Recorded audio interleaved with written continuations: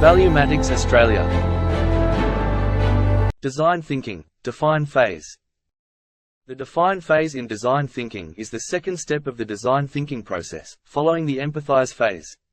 The insights gathered about users and their needs are synthesized and analyzed during this stage to define the core problems and challenges. The main objectives of the define phase include 1. Problem definition. Based on the observations and empathy gained in the empathize phase, the define phase focuses on clearly defining the problem or challenge that needs to be addressed. This involves reframing the initial problem statement in a human-centered manner, ensuring that the focus remains on the needs and aspirations of the users. 2. Point of view, POV, development.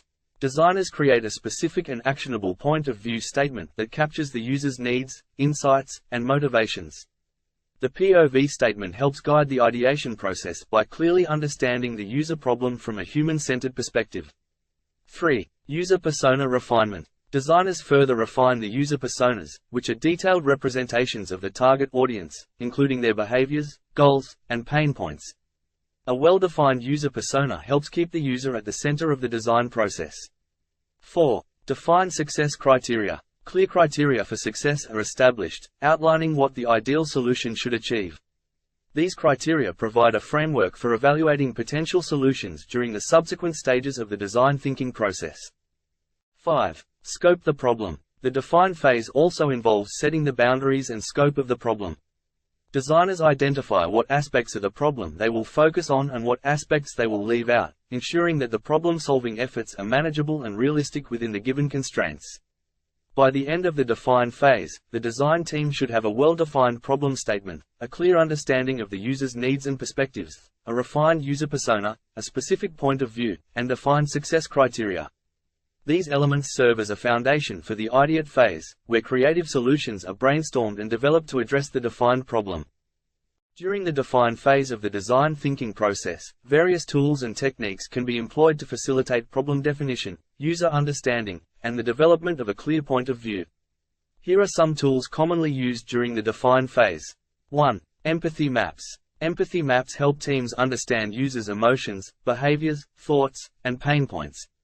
Visual representations encourage the team to step into the user's shoes and empathize with their experiences.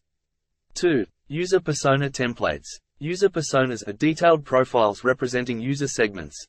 Persona templates help consolidate user research data into fictional but realistic characters, making it easier for the team to understand and relate to the users. 3. Journey maps. Journey maps illustrate the user's experience over time, mapping out their interactions with a product or service. They help identify pain points and improvement opportunities throughout the user's journey. 4. Point of view, POV, statements. A POV statement is a concise and specific expression of the user's needs and insights. Tools like the "How might we" method can be used to reframe challenges as opportunities for design. For example, how might we help users accomplish task X more efficiently? 5. Problem definition worksheets. These structured worksheets guide teams through defining the problem clearly and concisely. They often include sections describing the problem, its impact, stakeholders, and desired outcomes. 6. Stakeholder maps. Stakeholder maps identify all the individuals, groups, or entities involved in or affected by the problem. Understanding stakeholders helps address various perspectives and ensure that the solution aligns with different interests. 7. Problem tree analysis. This tool helps break down a complex problem into its root causes and effects. By visually representing the relationships between different elements, teams can better understand the problem's underlying issues. 8. Mind mapping. Mind maps represent ideas and concepts. They can be used to brainstorm and organize thoughts related to the problem space, allowing teams to explore various aspects and connections related to the problem. 9. Affinity diagrams. Affinity diagrams organize large amounts of information into related categories.